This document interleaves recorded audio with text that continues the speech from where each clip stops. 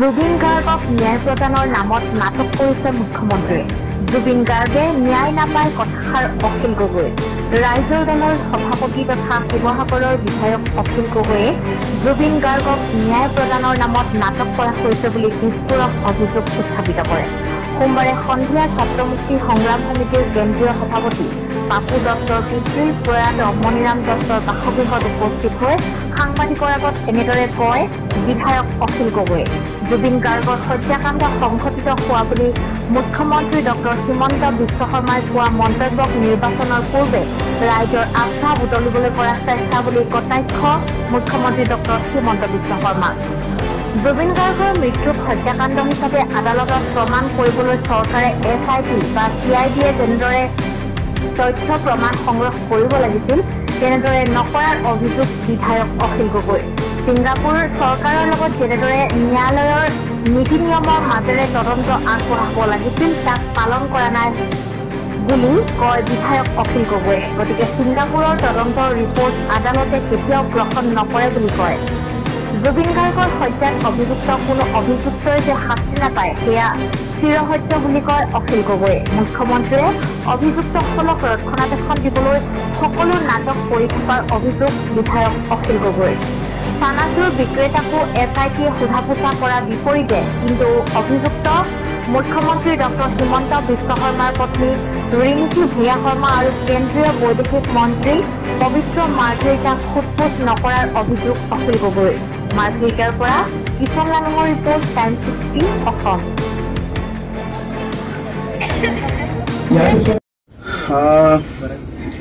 হিমন্ত বিশ্ব শৰ্মাই আচলতে মই বাৰম্বাৰ কৈ আছো যে জুবিনদাৰ ন্যায় নিদিয়ে। তেওঁ জুবিনদাৰ ন্যায় দিয়াৰ এক্টিং কৰিব, নাটক কৰিব, কিন্তু তেওঁ ন্যায় দিব নোৱাৰে। ন্যায় দিব নোৱাৰাৰ প্ৰধান কাৰণ বহুত আছে। তাৰ ভিতৰত এটা প্ৰধান কাৰণ হ'ল যে যিবিলাক মানুহ অভিযুক্ত সেই অভিযুক্তবিলাক বেছিভাগে বিজেপি দলৰ লগত যুক্ত। আজি চাওক, ছিংগাপুৰত যিখন অনুষ্ঠানৰ কাৰণে আমাৰ জুবিনদা গৈছিলে, নৰ্থ ইষ্ট ফেষ্টিভেল, ছিংগাপুৰত সেই ফেষ্টিভেল আয়োজন কৰিছিলে পবিত্ৰ মাৰ্ঘেৰিটাৰ এক্সটাৰ্নেল এফেয়াৰ্ছ ডিপাৰ্টমেণ্টে। কিন্তু এতিয়ালৈকে আপোনালোকে চাগে দেখিছে যে বিহু কমিটিক মাতিছে, চানাচুৰলৈকে, চানাচুৰ বিক্ৰী কৰা মানুহলৈকে চবকে মানে SITয়ে মাতিছে। কিন্তু যি আয়োজন কৰিছিলে সভাখন, যাৰ মিটিঙত গৈ আমাৰ মৰমৰ জুবিনদা ঢুকালে, সেই অৰ্গেনাইজাৰ পবিত্ৰ মাৰ্ঘেৰিটাক এতিয়ালৈকে একবাৰৰ কাৰণেও নিমন্ত্ৰণ কৰা নাই। CIDয়ে এতিয়ালৈকে ষ্টেটমেণ্ট লোৱা নাই, তেওঁক সাক্ষী ল'বৰ কাৰণে বা তেওঁক প্ৰশ্ন সুধিবৰ কাৰণে এতিয়ালৈকে মতা নাই। সিদ্ধাৰ্থ শৰ্মা নিজে আছিলে বিজেপিৰ সদস্য। তেওঁ ইউথৰ গোটেই অসম বিজেপিৰ তেওঁ ইউথৰ কালচাৰেল বিভাগৰ ইনচাৰ্জ আছিলে। শ্যামকানু মহন্ত আপোনালোকে সকলোৱে জানে যে তেওঁ হিমন্ত বিশ্ব শৰ্মাৰ কিমান ঘনিষ্ঠ মানুহ। তাতে আকৌ হিমন্ত বিশ্ব শৰ্মাৰ পত্নী ৰিণিকী ভূঞা শৰ্মা, তেখেতেও সেই আপোনাৰ অনুষ্ঠানটোত নৰ্থ ইষ্ট ফেষ্টিভেল ছিংগাপুৰত তেখেতেও গৈছিলে বুলি অভিযোগ উঠিছে। আৰু অকল গৈছিলে বুলি অভিযোগ উঠাই নহয়, তাৰ লগতে এইবুলিও অভিযোগ উঠিছে যে তেওঁ জুবিনদাৰ মৃত্যু হোৱাৰ পাছতো তেওঁ তাত ফেশ্বন শ্ব' অনুষ্ঠিত কৰি আছিলে বুলি অসমৰ মুখ্যমন্ত্ৰীৰ পত্নীৰ বিৰুদ্ধে অভিযোগ উঠিছে। সেইকাৰণে আমি দেখি আছো যে গোটেই তদন্তটো এটা নাটকত পৰিণত হৈছে। নাটক তদন্তটো নাটকত এনেকুৱা ধৰণে পৰিণত হৈছে যে আপোনালোকে দেখিবলৈ পাব যে আপোনাৰ আজিৰ দিনটোলৈকে তদন্তকাৰী মানুহবিলাকে এবাৰৰ কাৰণেও যিখন সাগৰত জুবিন গাৰ্গৰ মৃত্যু হ'ল সেই সাগৰখনলৈ এবাৰো যোৱা নাই। জুবিন গাৰ্গৰ ভিচেৰা ৰিপৰ্টত কৈছে যে জুবিন গাৰ্গৰ শৰীৰত সাগৰৰ পৰা সোমোৱা যিটো পদাৰ্থ ডায়েটমৰ উপস্থিতি লক্ষ্য কৰা গৈছে। ডায়েটম যেতিয়া মানুহৰ ভিতৰত বেছিকৈ সোমায় তেতিয়া আপোনাৰ আমাৰ মৃগী বেমাৰ থকা আমাৰ জুবিনদাৰ যিটো অসুখ আছিলে এপিলেপসি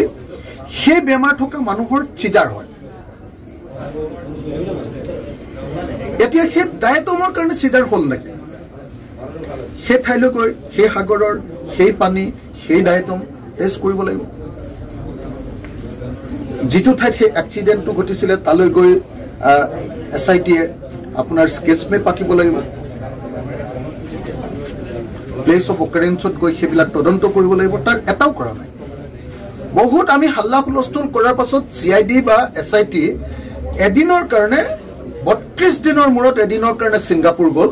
কিন্তু ছিংগাপুৰ গভৰ্ণমেণ্টে তেওঁলোকক ঘূৰাই পঠিয়ালে একো নিদিয়াৰ পাছত এইবাৰ কালি নে পৰহি আকৌ কৈছে মুখ্যমন্ত্ৰী আৰু আপোনাৰ মুন্না প্ৰসাদ গুপ্তাই কৈছে যে নহয় ছিংগাপুৰৰ পৰা আমালৈ তথ্য আহিছে কি তথ্য আহিছে অকল পোষ্টমৰ্টেম ৰিপৰ্টটো আৰু টক্সিকোলজি ৰিপৰ্টটো আহিছে টক্সিকোলজি ৰিপৰ্ট আৰু পোষ্টমৰ্টেম ৰিপৰ্ট যিকোনো মৃত মানুহৰ পৰিয়াললৈ এনেই পঠিয়াই দিয়ে আমাৰ যদি আপোনাৰ ডিব্ৰুগড় মেডিকেল কলেজতো যদি কাইলৈ আপোনাৰ এটা পোষ্টমৰ্টেম ৰিপৰ্ট হয় মানুহজন যদি তেওঁ ইংলেণ্ডৰ বা ছিংগাপুৰৰ হ'ল তেতিয়াহ'লে ডিব্ৰুগড় মেডিকেল কলেজৰ নিয়মটো হ'ব যে ডিব্ৰুগড় মেডিকেল কলেজে সেইটো পঠিয়াই দিব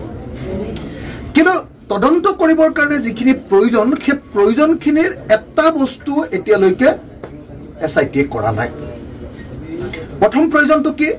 প্ৰথম প্ৰয়োজনটো হ'ল যে যিখন কোৰ্টত আমাৰ ইয়াত কেছটো হৈছে সেই কোৰ্টৰ পৰা ছিংগাপুৰৰ সেই কোৰ্টখনলৈ য'ত ঘটনা ঘটিছিলে সেই অঞ্চলৰ কোৰ্টখনলৈ কি কৰিব লাগিব এটা লেটাৰ অফ ৰিকুৱেষ্ট পঠিয়াব লাগিব কোৰ্টৰ পৰা কোৰ্টলৈ বা কোৰ্টৰ পৰা কম্পিটেণ্ট অথৰিটিলৈ লেটাৰ অফ ৰিকুৱেষ্ট বা লেটাৰ ৰিগটৰী বুলি কয় সেইখন পঠিয়াব লাগিব কিন্তু এতিয়ালৈকে কোনো কোৰ্টৰ পৰা এখনো নটিচ ছিংগাপুৰ গভৰ্ণমেণ্টলৈ বা ছিংগাপুৰৰ কোৰ্টলৈ এতিয়ালৈকে পঠিওৱা হোৱা নাই সেইকাৰণে যদি ছিংগাপুৰৰ পৰা কেতিয়াবা তথ্য আহেও সেই তথ্যবিলাক আমাৰ কোৰ্টত গৃহীত নহ'ব এডমিছিবল বুলি কয় ইংৰাজীত কোৰ্টৰ ভাষাত এডমিছিবল বুলি কয় এইটো নন এডমিছিবল হ'ব কোৰ্টত সেইবিলাক তথ্যৰ কোনো কাম নাহিব আৰু তেতিয়া কি হ'ব তেতিয়া লগে লগে আপোনাৰ যিবিলাক অভিযুক্ত আছে সেই অভিযুক্তবিলাকে কোৰ্টৰ চাৰ্জ ফ্ৰেমতে সেই কেছটোৰ পৰা ৰেহাই পাই যাব সেইকাৰণে মই অলপ দীঘলীয়াকৈ এইকাৰণে আপোনালোকক কৈছোঁ যে অতি স্পষ্টকৈ কোৰ্টৰ অৰ্ডাৰ আছে যে বিদেশত যদি তদন্ত কৰিব লাগে কোৰ্টৰ জৰিয়তেই তদন্ত হ'ব লাগিব বিদেশত তদন্ত কৰিবলৈ গ'লে আমাৰ ইয়াৰ পৰা ভাৰত চৰকাৰৰ গৃহমন্ত্ৰীৰ পৰা আকৌ আপোনাৰ ছিংগাপুৰ গভৰ্ণমেণ্টলৈ কাগজ পঠিয়াব এইটোৰ পৰা অহা কাগজেৰে কোনো কাম নহ'ব যিহেতু মুখ্যমন্ত্ৰীয়ে এটাই কথা কৰিব খুজিছে যে মুখ্যমন্ত্ৰীয়ে চাৰ্জশ্বিটখন দিওঁতে এটা ডাঙৰ মানে চাঞ্চল্যৰ সৃষ্টি কৰি দিব যেটো হত্যাকাণ্ড কিন্তু হত্যাকাণ্ড বুলি প্ৰমাণিত কৰিবৰ কাৰণে তাৰ ভিতৰত একো এভিডেন্স ষ্টেটমেন্ট আৰু ডকুমেন্ট তাতে দাখিল নকৰে তেতিয়া কি হ'ব যে ইলেকশ্যনৰ সময়লৈকে বেলটো নোপোৱাৰ দিনটোলৈকে আপোনাৰ শ্যামকানু মহন্ত বা আপোনাৰ সিদ্ধাৰ্থ শৰ্মা তেওঁলোকবিলাক যেনে তেনে জেল হাজত বুলি কয় জুডিচিয়েল কাষ্টডিত থাকিব আৰু যেদিনা ইলেকশ্যন শেষ হ'ব সেইদিনা কেছো শেষ তেওঁলোক বেলত নহয় মানে কেছে শেষ একেবাৰে ওলাই গুচি আহিব কাৰণ এই তদন্তটো একেবাৰে ভেকু ভাওনা মই নিজে আইন প্ৰণেতা নহয় জানো মোৰ কামটো এখন মই লেজিছলেটৰ মই আইন বনাওঁ বিধায়কবিলাকে আইন বনায় সেইকাৰণে আইনৰ কি কথা আছে সেই কথাটো আমি তন্নকে পঢ়িব জানো আৰু আইনৰ প্ৰত্যেকটো কথা পঢ়াৰ পাছত এডভোকেটৰ লগত কথা পতাৰ পাছত আৰু কেছ লবিলাক মাদ্ৰাজ হাইকোৰ্টে নিৰ্দেশ দি থৈছে যে বিদেশত তদন্ত কৰিবলৈ হ'লে কি কৰিব লাগিব বিদেশত তদন্ত কৰিবলৈ হ'লে আমাৰ কোৰ্টৰ জাজে সেই তাৰ কোৰ্টলৈ এটা অৰ্ডাৰ পঠিয়াব লাগিব যাক লেটাৰ ৰিগটৰী বা লেটাৰ অফ ৰিকুৱেষ্ট বুলি কয় সেইখন পঠিয়াব লাগিব আৰু সেইখন নপঠিওৱাকে যদি কিবা তথ্য আনে সেইটো কোৰ্টত কেতিয়াও এডমিছিবল নহ'ব বুলি ডাইৰেক্টলি অৰ্ডাৰ দি থৈ দিছে এইটো হ'ল ইনষ্টেন্স এইটো হ'ল ল গতিকে মই ভাবোঁ যে হিমন্ত বিশ্ব শৰ্মাই সিদ্ধাৰ্থ শৰ্মাক বচাব খুজিছে হিমন্ত বিশ্ব শৰ্মাই শ্যামকানু মহন্তক বচাব খুজিছে হিমন্ত বিশ্ব শৰ্মাই পবিত্ৰ মাৰ্গেটাক বচাব খুজিছে আৰু সিদ্ধাৰ্থ কি কয় হিমন্ত বিশ্ব শৰ্মাই তেওঁৰ পত্নী ৰিণিকী ভূঞাৰ নামটো যে অভিযুক্ত ৰূপে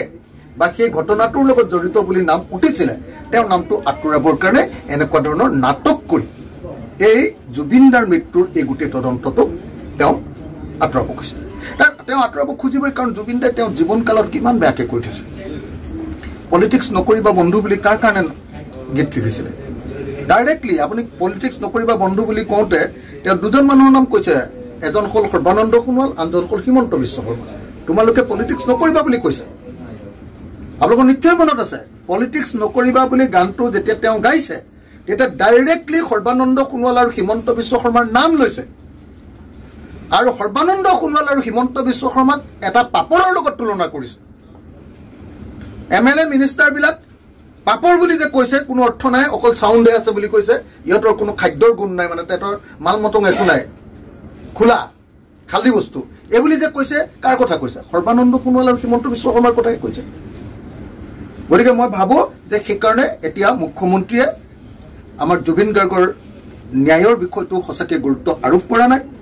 জুবিন গাৰ্গক আচলতে আপোনালোকে নিজে দেখিছে চাগে যেতিয়া জুবিন গাৰ্গৰ ন্যায় বিচাৰিছে তেওঁ বেলেগ এটা বিষয় উলিয়াই বিষয়টো ডাইভাৰ্ট কৰিবৰ কাৰণে চেষ্টা কৰি আছে তেওঁলোকৰ আপোনালোকে নিজে দেখিছে প্ৰত্যেকটো কথাতে জুবিন গাৰ্গৰ গুৰুত্ব কমাবৰ কাৰণে যিমান কৰিব লাগে মুখ্যমন্ত্ৰীয়ে সিমান চেষ্টা কৰিছে